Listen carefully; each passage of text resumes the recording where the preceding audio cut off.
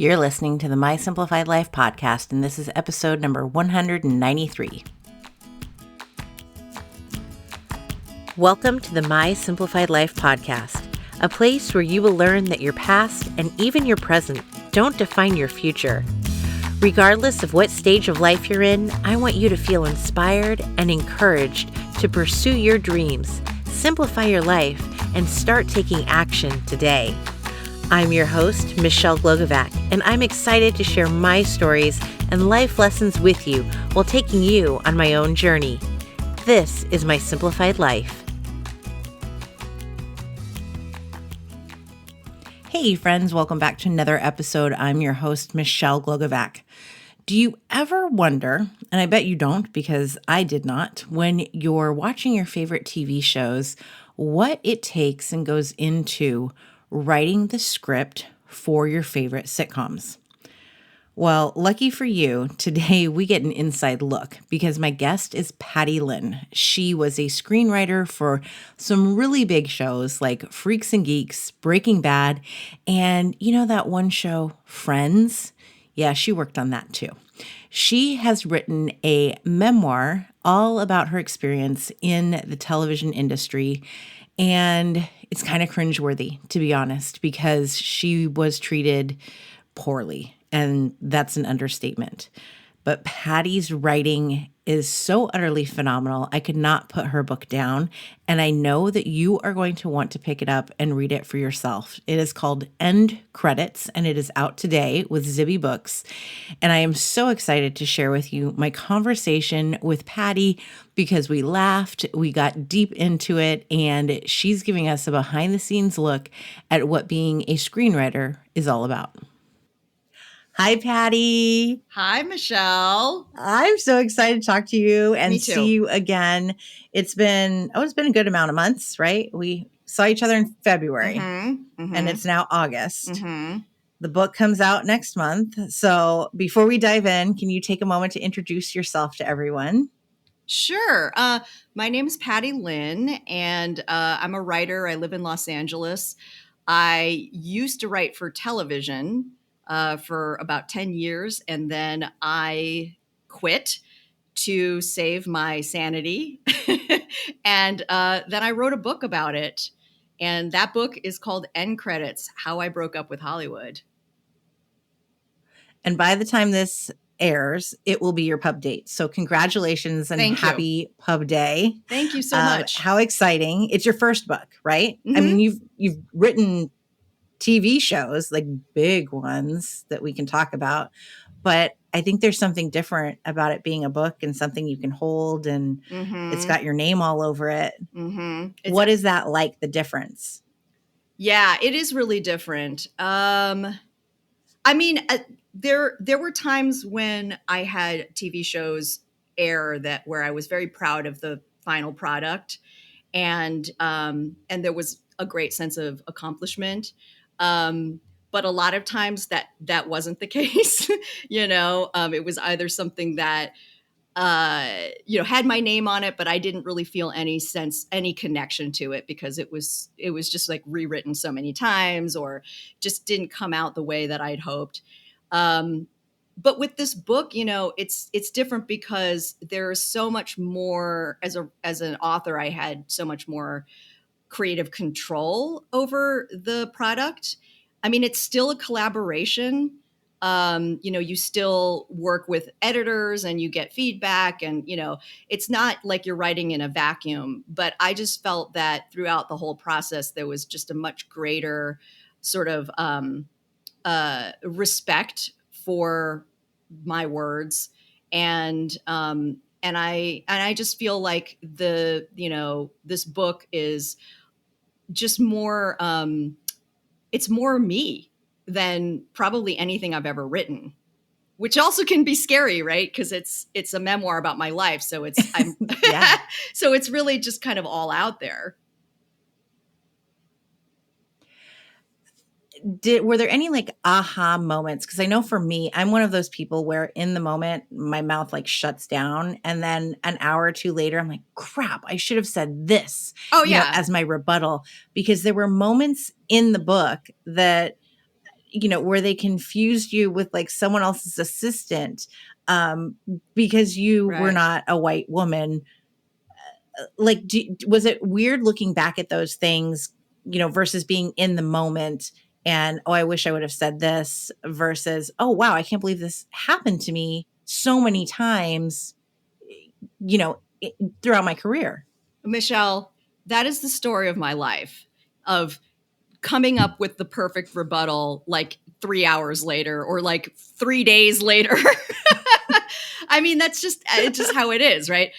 That happened all the time, and there were all sorts of things that I endured, working in the entertainment business, that I look back on now and I'm like, how did I put up with that? Why didn't I say anything? But the thing about the entertainment business is that it is there's a culture of sort of just kind of there are people who have power and there are people who don't have power. And the people who don't have power, you are just sort of expected to accept everything that happens, no matter how insane it is and no matter how hurtful it can be. So I just, being steeped in that world for so long, my perspective, was very skewed. And so for a lot of times, like, things would happen, like somebody would get fired for like no good reason, or something like that, and instead of like standing up and saying like that's unacceptable, why is this happening, like, I would just take it, and so would everyone else, so that just happened a lot. And I think that when you are in a position where you don't have power, and you want to keep your job, you end up just kind of being in that sort of groupthink, mindset where everybody's just accepting what's happening. Does that make sense, or is that specific enough? And it seems like with the writer, yeah, no, it totally does. No, it makes perfect sense. And it seems like right now with the writer's strike that everybody's decided like we've had enough. Yes. And not necessarily in the overall treatment, because there was so much more than simply how you were getting paid Yeah. that happened to you. But now collectively everyone's going, oh yeah, we're done with it. And I've read interviews where there are certain CEOs who are saying, get over it. You're like, well, Oh. yeah, you made $1 billion last year. You get over it. Oh my God. I was just reading about how the CEO of Warner Discovery made something like $247 million in 1 year. I mean, I can't even conceive of how much money that is. And yet, there are writers working on really successful shows who are barely making enough to pay their rent. So it's just that differential is so wrong. And that's part of why the writers are on strike right now. But yes, there are a lot of other issues, going on, cultural issues that I don't think a lot of people, know about. But it's just like, I mean, I was just reading, I don't know if you've read or heard of Burn It Down. It's a book that's out right now, written by Maureen Ryan. And it's a nonfiction book. It's sort of an expose about Hollywood.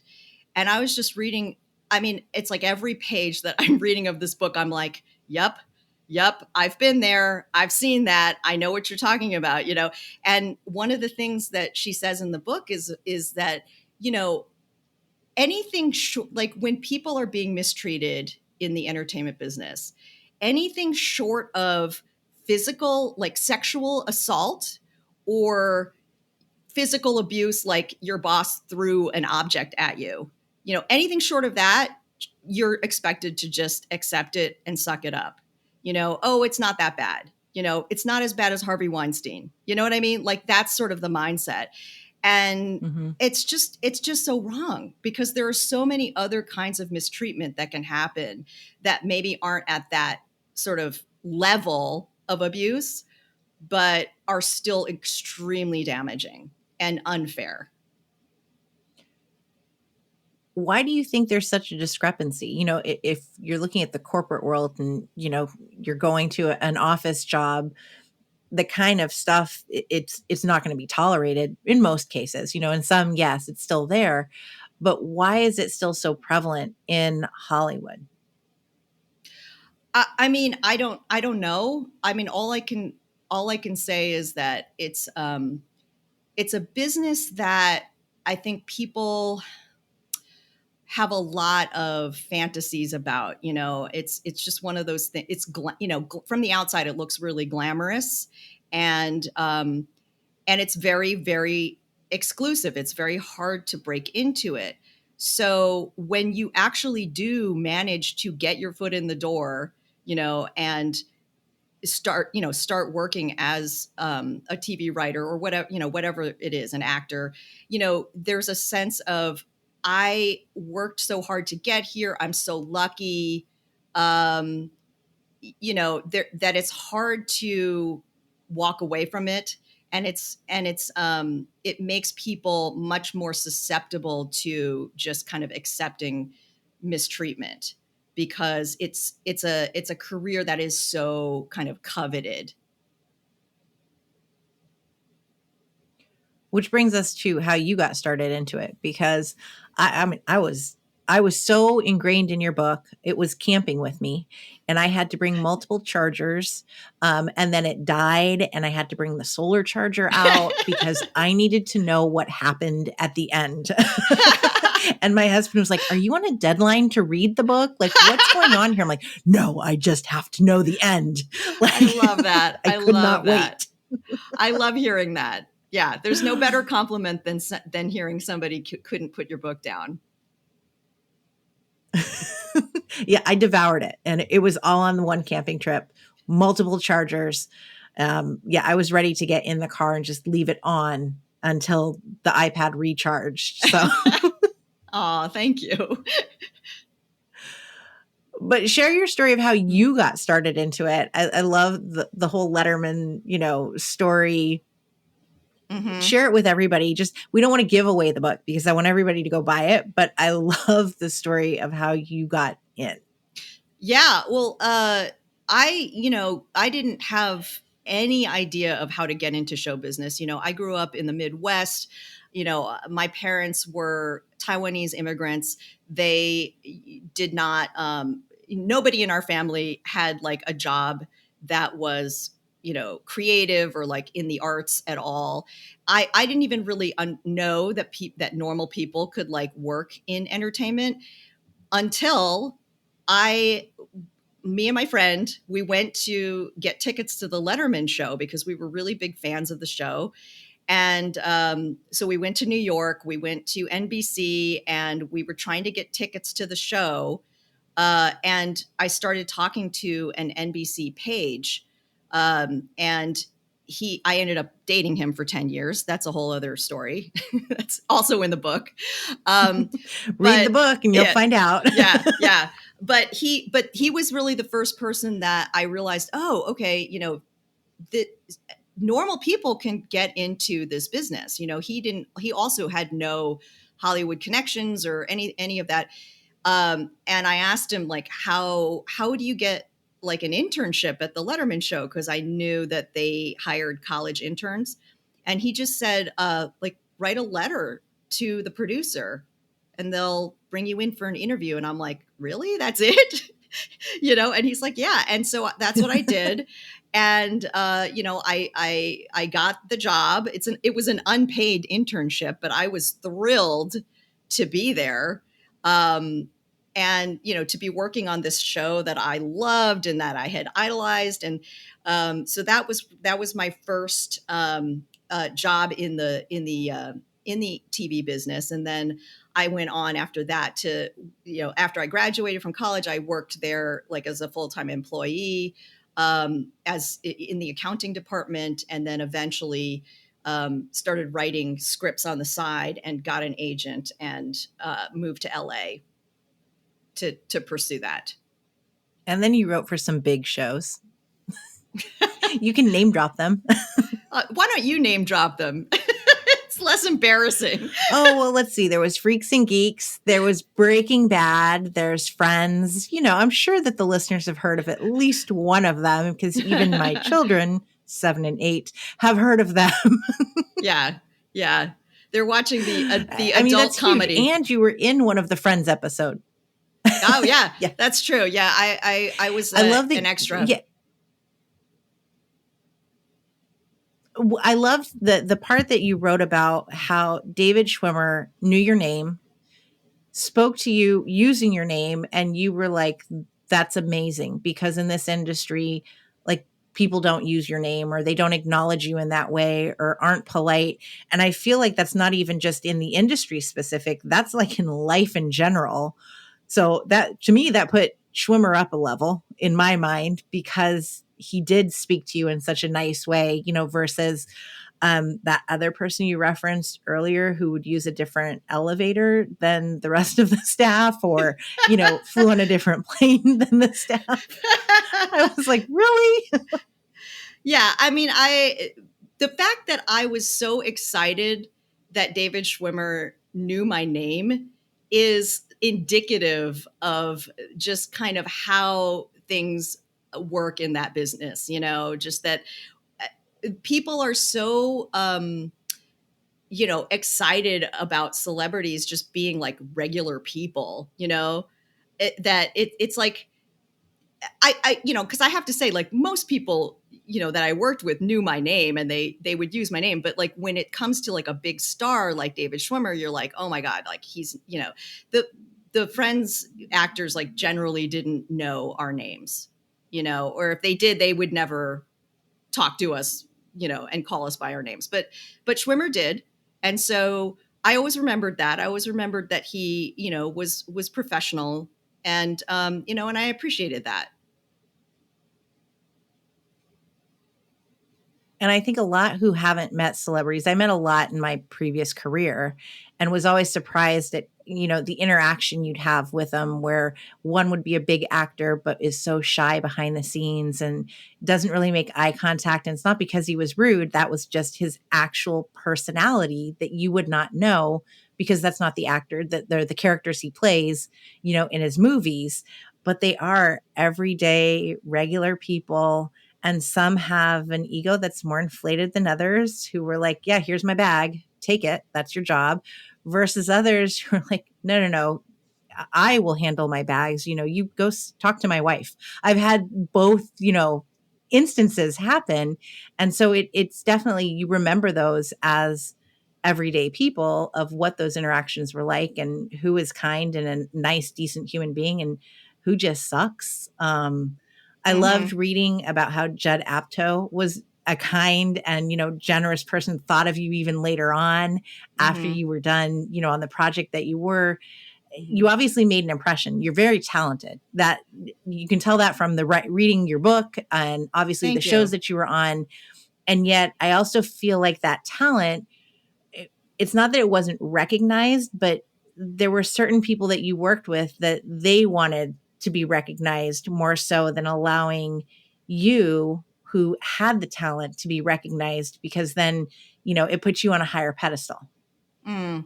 Yeah, I mean there are a lot of big egos and in that business, and I would say that a lot of times that big ego goes hand in hand with an incredible sense of insecurity.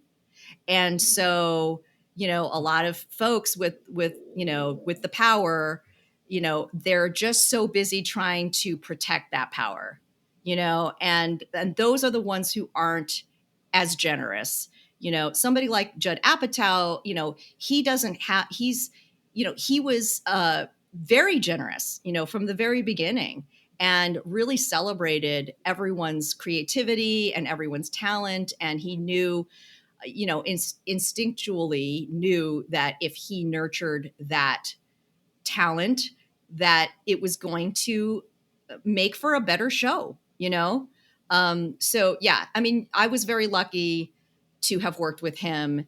There were others that weren't, other bosses that I had that weren't as generous, or for whatever reason. I'm not going to try to to get too much into their heads. But yeah, I would say that like just I would say most of the time somebody who is very egotistical and uh, doesn't isn't generous with with the writers that they work with, they're generally the ones who are the least secure in their own talent. Yeah. Let's talk about too your parents and what their hopes and aspirations for you were versus what you went off and did. And oh, I felt for you every time, whether it was like, are you getting married yet? Uh, have you Yeah, changed jobs yet? yeah, yeah. But at the end, I felt like your mom, I cried at the end. I Oh, did with your mom. Um, I'm going to cry again. Damn oh, it. It was just so sweet because they are proud of you and the person that you've become. And, there was such a happy ending at the end of, mm-hmm, you figured out what you were meant to do. You found the love of your life. mm-hmm. Your parents are proud of you, all of that. So how did you, keep plugging away, being in such a hard industry and struggling, just in your work, but then to not have the feeling of like your parents accept you and accept your career, they accepted you, but to accept and embrace what you're doing for a living. Yeah. It was tough, I mean, my parents, they were like a lot of, Asian immigrants, they wanted me to be a doctor. They wanted me and my brother to be doctors.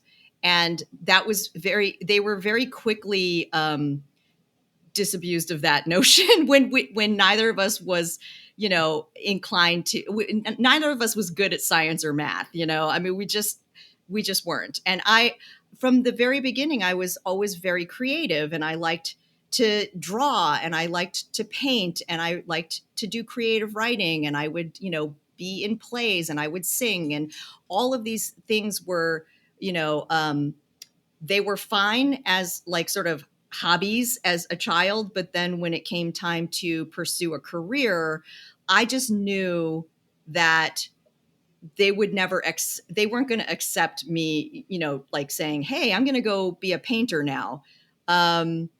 And so when I did decide to go into, the entertainment business, they were very confused by that.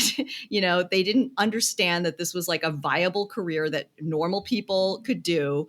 And I just sort of felt like I had to keep proving myself over and over and over to them. But even with like the successes that I had in my career, it was not the sort of steady job that they had hoped for me, because TV writing it's essentially a gig. It's like a freelance kind of situation, unless you're lucky enough to get to land on a show that goes for many years, and you are lucky enough to have your contract renewed over and over. Most writers don't have that. Most writers have to find a new job every year or every couple of years or whatever. And my parents just found that to be so bizarre and upsetting. They just didn't see that as, Yeah. it's not the kind of secure financial security that they wanted for me. So I understand that. I think it was hard for me at the time because I really just wanted them to be supportive of what I was doing and excited about what I was doing.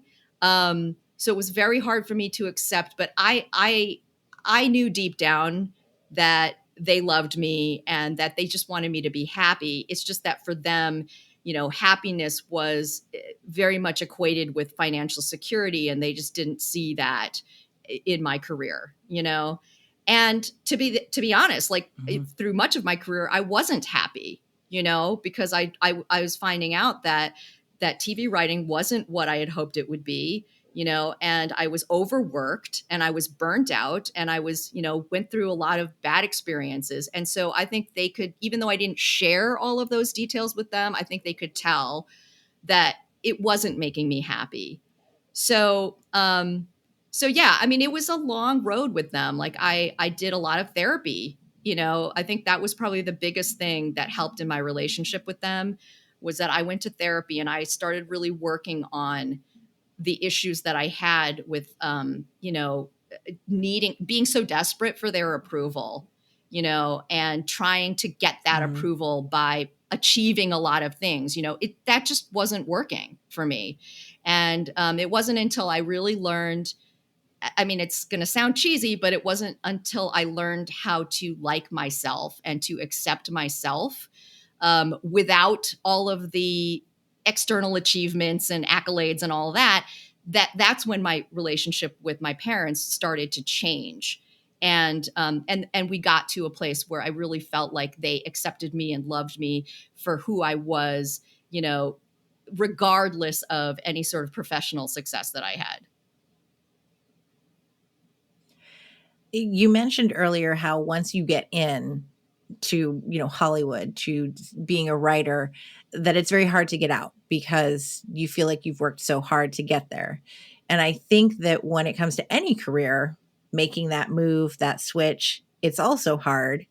Uh, so what was that decision like for you of I'm done. We're going to call it quits, telling the agent lose my number, in a nice way, but to say I'm going to go venture out and do something else because my life deserves, more happiness going Hmm. down the road. What was that like? It was a very long process. I worked in TV I worked as a TV writer for 10 years. And for at least 5 of those years, I really wanted to quit. But I just couldn't work up the nerve until I had, gotten to the point where I was just like, I can't do this anymore. And people ask me a lot, like, what was the last straw? But it was honestly more. It wasn't one thing. It was like death by a thousand cuts. And I just, I think one thing that really helped was when I started to feel like I wasn't happy doing this job and that I was so burnt out. I took a sabbatical, and it was something that nobody did. No TV writers did this. Like, you most TV writers, they're desperate to find work, and so you don't like voluntarily take yourself out of the game for a period of time. But I knew that I had to do that because I was just like losing my mind. So I took like a year off in the middle of my career. And it was very hard to do because I just had all these voices in my head that were saying, like, you can't do this. You're not allowed. You're not allowed to relax. I had this very sort of like my parents' voice in my head, they were very hardworking, practical people, and so I would hear that in my head all the time of like, what, like, how you're so lazy, like, what, you know, like how, why normal people don't do this. But it was the best thing I ever did. It really was. And that was really I would say, like, the beginning of that road for me of getting out of the rat race, where I saw that my identity wasn't all about my job, and that I that I had all of these other interests, and to have the time to pursue those other interests, and to just enjoy my life, like, that was a revelation. And as soon as I got a taste of that, it was hard to forget it. So even though I went back to work Mhm. after my sabbatical, it was like, ugh, like I would be at these jobs where I was just working like around the clock, and I would just remember the time when I had the time and the space to like read a book, or just enjoy a meal, or at just normal everyday things. And I would just get this like pain in my heart, of like, I'm missing out on my life because I'm spending all of my time Mhm. working. And I think that's something that a lot of people can probably relate to, like, even if they're not working in the entertainment industry. It's like our society is so obsessed with work. And it's like you're not Yeah. allowed to have a life or an identity that doesn't include that. You know what I mean? Yeah, I completely feel that. I felt it yesterday when I took the day off and I was like, I should be working. Mm-hmm. No, I'm going to enjoy the aquarium instead. Mm-hmm. Yeah, it's Mm-hmm. tough. And so, what brought you to writing a memoir and what are you doing today? Well, the memoir started, I didn't intend to write a memoir. I didn't intend to write a book. I was honestly just like when I quit TV, I was, so burnt out. And the thing that was so sad to me was that, I had always loved creative writing, like since I was in third grade. And it was just this lifelong passion. And then by the time I was done writing for TV, I hated writing. Like I never wanted to write again because that's what the business did to that passion. And so I really needed to decide whether I was going to just walk away from writing completely and just do something else with my life, or if I was going to try to get back some of that love that I had for writing. And I decided that I was going to at least try.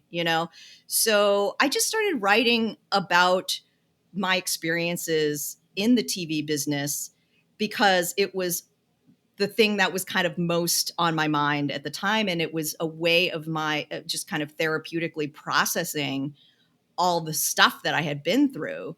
And again, like it just sounds so cheesy, but like it was really a form of healing to write about that stuff. Mm-hmm. And so that's how it started. I just started writing about, I think I started writing about the first TV writing job that I'd had. And then I just moved on to the next one. And then I moved on to the next one. And I kept going. And then finally, I think about 6 chapters in, I had to admit to myself that it was a book. I was like, I think this is a book. Oops. Yeah, oops. And then what are you are you working on something else? What else are you doing now for those who are like, okay, you quit screenwriting, now what? Well, I've done, a lot of different things, little like projects, and I don't say little. I mean, I'm like belittling my own interests. I've done a lot of different projects and stuff. I mean, so the book took from the time I started writing the first chapter, until it was really done and I was submitting it to agents, it was 10 years. 10 years had passed. So that's a long time, and I wasn't spending all of that time, like every single day working on the book. There would be long stretches of time where I wouldn't even look at my book and I would just be, like, I don't know, making costumes for Burning Man, or, like I would, take on some household project, like, decluttering the entire house, or, things like that. And part of like the reason that I left TV was because I wanted the time and the space to be able to do those things, to be able to follow whatever inspiration came to me, whether that was inspiration to write something or whether it was inspiration to clean my closet, just anything that I felt like doing, or sew. Yeah. So I learned how to sew, and I started making a lot of, clothes and different projects and stuff. So all of these things, are things that I have done since I quit television. And writing is just one little part of that. It's not my whole existence. But I always say that if you don't have a life, you are not going to have anything to write about. Like I think that that's one thing that I really learned from working in TV was just like, because we were constantly pumping out scripts, you were like, it was like an assembly line, or a factory where you're just constantly expected to produce material. And it's just not sustainable, because writers need time to live a little before they can write about it. So I think that that's really important. I spend a lot of time not writing. And I think at this point in my life, I'm pretty sure that I'll always want to write. But I don't consider that to be, like I don't want to spend 8 hours a day every day doing it. Definitely not. I love that. And that's probably going to be the quote that we'll use for the graphics of you have to have a life in order to write. And it made me think about how when you were writing on Freaks and Geeks, how you all took real life examples from your high school experiences to write the show. And that stuck out to me because just as I'm talking to authors of novels and how they're taking parts of their life and incorporating it into the book, obviously so are screenwriters, but most of us don't recognize that. Mm-hmm. Well, I think the best shows are the ones where the writers are taking from their personal experience. I mean, certainly there are shows where that doesn't happen at all. But I think the best ones, the ones that really resonate with me anyway, are the ones where the writers clearly had some personal stuff that they're working out, like in the show. That's always my favorite type of TV to watch. I love it. You're just a joy. I'm going to go find every episode that you've written for every show because I now want to watch all of those. Well, but everybody needs to go find end credits. You give me a list of them? I'm going to say I'm going to give you a list of the ones that are worth watching so that you don't waste your time. Perfect. So I can still have a life. I appreciate that. Where can everyone find you and purchase end credits? Well, you can go to my website. It's pattylin.com. That's spelled PATTYLIN. And you'll see like my, by the time this airs, I'll have all of my book tour events listed there.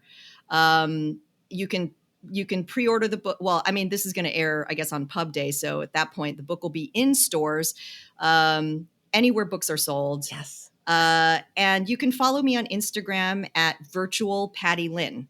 And I post about not just writing, but, my sewing, all of my creative endeavors I like to share with people. Thank you so much, Patty. This has been so much fun. Thank you. Thank you for having me on. It's been great talking to you. I adored talking to Patty. She is just one of the sweetest people. Her book is fantastic. End credits is out today. And I am going to be lucky enough to get to spend more time with Patty in Solvang next month as we are at one of the Zibby retreats. You should check her out, check the Zibby retreats out, check out Zibby books, check out all the things. And we will be cheering a glass of wine to her book coming out, but also to the courage and the strength that it took her to switch and leave her career that she'd worked so very hard to get into.